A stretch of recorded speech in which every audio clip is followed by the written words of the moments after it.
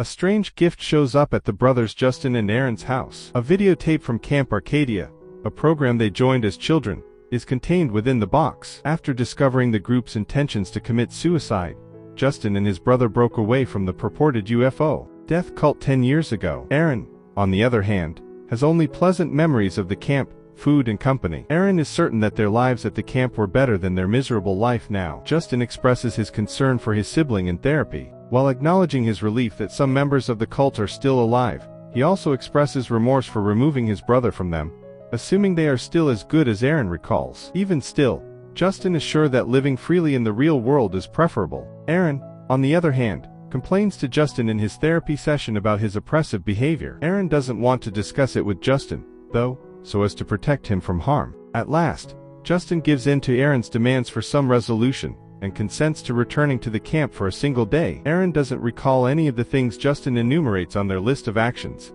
that characterize the group as a cult while they're traveling to the camp.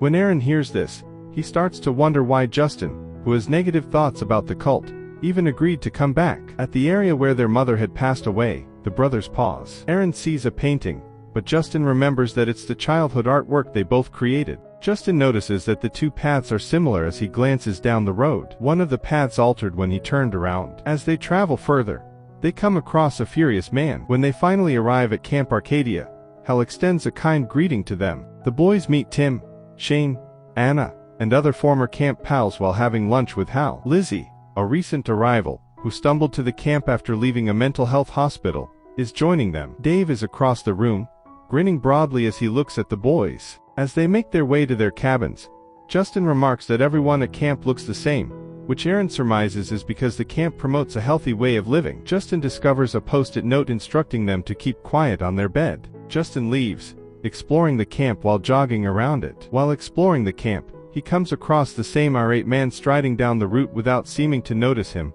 others practicing archery, and Hal packing up a truck with kegs of homemade beer. The camp gets together around the bonfire that evening. Observing Justin's disengagement from the group, Hal extends an invitation for him to visit his cabin and sample his homemade booze.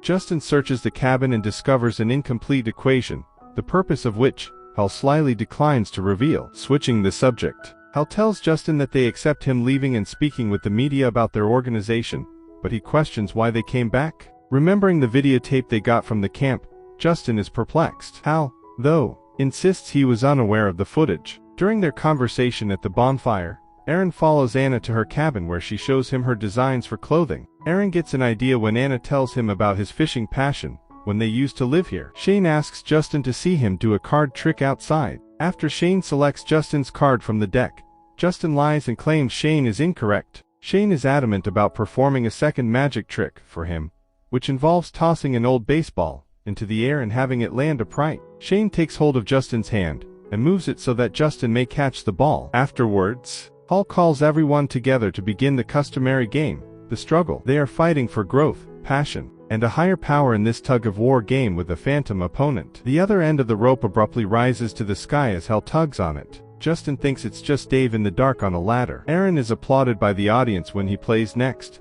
but he fails nearly immediately. He doesn't give up, though. On his second attempt, Aaron uses his weight to draw the rope around his torso. He lets out a snarl and charges ahead, successfully pulling the rope till it falls. The assembly claps for him. Aaron persuades Justin to join after he first hesitates. As Justin is ready to pull, the rope suddenly snaps forward, sending him falling and cutting his hand. Dave, who is obviously not the person who pulled the rope, is grinning behind them as the audience falls silent. Later, while tending to Justin's injuries, Lizzie tells Justin about her previous experience helping a local gun enthusiast who lives in the woods. Hal apologizes for what happened and asks how Justin is doing. Justin walks away as the two continue to stare at him eagerly. Aaron is eager to remain another day and wants to fire some guns for target practice the following day. As they make their way back to their cabin, Justin first declines, but in the end he gives in. Tim is seen smoking outside of a locked cabin. The boys don't believe Tim when he says that the only thing inside is rowing equipment. They take off the second post-it note that says,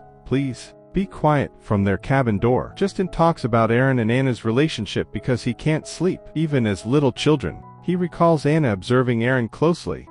Justin is dubious, but Aaron wonders whether it's because they were destined to be together. The following day, Justin and Aaron rehearse with the firearms, but Justin strangely misses and lets his bullet drop close to them. The bullet's dent appears to have come from a severe blow on the head. Afterwards, Justin goes for a lone jog after the brothers go fishing in the lake. He witnesses the odd guy marching along the route once more, but he vanishes, leaving just one shoe and a blood stain in its wake. Justin keeps going till he comes across a moving storage container in the field. A burst of wind rips over the sky, briefly turning black. When Justin looks down, he sees Polaroids all over the place. He pulls one up, perplexed by what is happening. He jumps when a tree crashes on him from behind. Fearful, Justin retreats and walks away. Meanwhile, a recorder is playing a tune continuously inside an old tent, and someone inside keeps running and grunting. The tent is adorned with an old clock, the hand of which is always moving backward by 3 seconds. Lizzie performs a song for everyone at karaoke night that evening. There's another post-it note on the board behind Justin requesting quiet. Hal is dragged away from the celebration by Justin, who then shows him the Polaroid he took earlier of a buoy in the lake. Like when he was a child, Justin feels as though someone invisible is watching him. He dismissed this as unreal, but now that he's had them happen to him once more, he needs explanations. 2 moons are visible in the sky, which Hal interprets as a symbol of truth. A third moon will mark the ascension. Hal suggests that Justin and Aaron go to the Polaroid buoy tomorrow in order to uncover the answers. It would relieve Justin of a burden regardless of his beliefs or discoveries there. Aaron performs for the audience and gets recreational drugs from Anna as the evening goes on. With his house on fire, Justin discovers Lizzie drawing the armed man from her stories. Moving on, Justin notices a girl sobbing by herself. Aaron is taken away by Anna, who shows him a phenomenon that resembles a mirror and reflects the surroundings in front of them. Aaron mentions the video that they got from camp, but Anna says she didn't send it to them. She makes a vow that she never would have sent a video outside of camp, especially one that Justin would discover. She shifts the subject to avoid spoiling the mood when Aaron asks what she means. When Justin returns to the camp, he sees Jennifer, the woman who is sobbing because she can't sleep, while everyone else is having a good time. Though no one pays attention to her, she has been leaving notes asking others to be quiet. Although Jennifer isn't with the gang, she came because her husband vanished close to the camp. She attempted searching for her spouse for days until Hal discovered her and brought her to the camp. Her eyes well up with tears as she realizes how long she's been searching without her son, who is with her parents. The following day, Justin takes Aaron fishing at Hal's recommendation. Aaron wants to stay forever, even in spite of the weird things they've witnessed in camp. Jennifer, who is miserable in the camp, is brought up by Justin as he laments leaving the outside world. Justin discovers the Polaroid buoy floating in the lake while Aaron continues to fight. Aaron is left alone as Justin jumps into the water to look for answers at the bottom. Aaron is ready to pursue him when he doesn't come back up after some time. After dumping something on the boat behind him and getting inside, Justin emerges from behind him. Fearfully, he stammers and commands Aaron to row the boat back to the shore, saying there's something in the lake. When they get back on dry land, they open the metal box Justin discovered at the lake's bottom. The menacing recording within persuades Justin to depart right away. Aaron objects, but Justin is adamant about going, even without him. Aaron gives in after having this fight too many times, and requests to say farewell to everyone before departing. During dinner with the group that evening, Lizzie offers Justin a sketch of a dark beast that lives in the woods. As a leaving ritual, Hal insists on playing the tape they discovered on the lake, stating that it is the thing guarding them's means of communication. The video of a younger Justin and Aaron carrying out their cultish version of Camp Arcadia for outsiders is shown on television. Hal intervenes, telling the brothers that the message is intended to be forgiveness in the event that they embarrass the camp to the outside world. As the brothers turn away, humiliated, Aaron becomes enraged when he learns that Justin's negative accounts of the program were fabrications. However, Justin clarifies that he lied because he was aware of a problem at the... Justin is unmoved by his charges, and calls attention to Jennifer, who is scared and living in delusion that she will one day locate her husband. Justin's brother declines to go, despite his insistence. Justin is furious and yells at Hal, who advises him to go alone, and make things easy for everyone. Having lost, Justin turns to leave his sibling behind. As Justin approaches his car, it refuses to start. He decides to take a chance and continues on foot, but odd rocky markers get in the way. When he looks back, he notices a snake on the ground, but as soon as he moves away, it vanishes. He wasn't aware of the cabin behind him at first. He pursues a man he sees entering the cabin to get assistance. However, the man had hung himself inside as he opens the door. Then he hears a second man yell at him from behind. When Justin realizes that the man resembles the one hanging in the room exactly, he he collapses. Carl, the other man, chastises Justin for being there while ignoring the body. Carl laughs about Justin joining the death cult as he places seats in front of the shack. Confusion grips Justin as he wonders how he got lost and how the man, who was hung in the cabin, is now interacting with him. Carl laughs and explains that the location is trapped in a time loop, where terrible things keep happening in order to please the monster that lives there. To reset the time,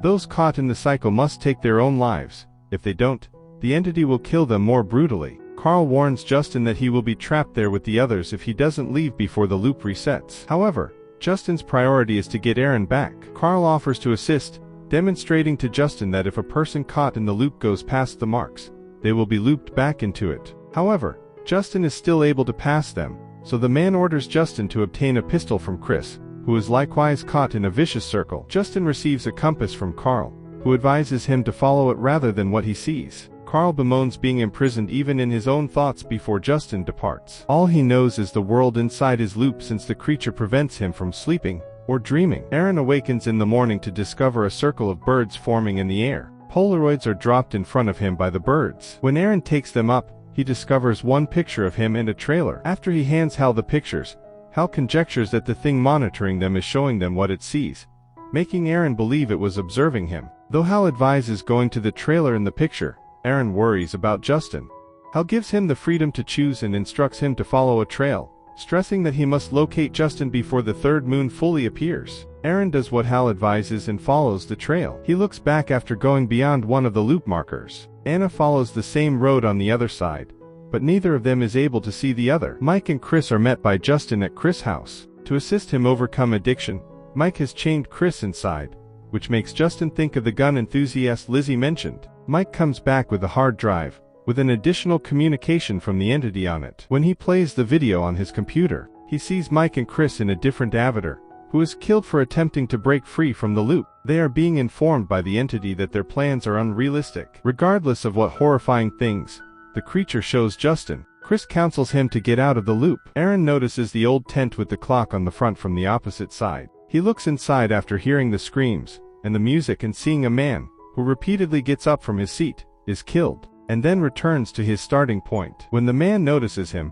he tells him to go because he cannot help. The man approaches Aaron when he doesn't move, then erupts into a bloody mess, frightening Aaron away. Mike shares that he still wants to get out of the loop by allowing Justin to remove firearms from the basement back at Chris' house. Justin learns he is Jennifer's husband as he talks about his wife and child. Though he considers telling him where she is, he decides to depart after realizing that they won't be able to meet while they are caught in separate circles. Once Justin leaves, Mike pours gasoline all over the house and sets it on fire. As Justin opens his suitcase, he notices that the map Carl created for him is still inside the house. However, the map is blazing alongside Chris' burning home. Chris is sitting on the porch when the home resets in an instant. Mike shows up at the residence in the same state as before. Using the compass as a guide, Justin returns to Carl's house as the third moon is almost full. A cougar is near a trailer that he discovers. It growls at him before running away. Aaron enters the loop around the trailer out of nowhere. The owner's note is checked by the brothers in the trailer. Perceiving that nobody is home,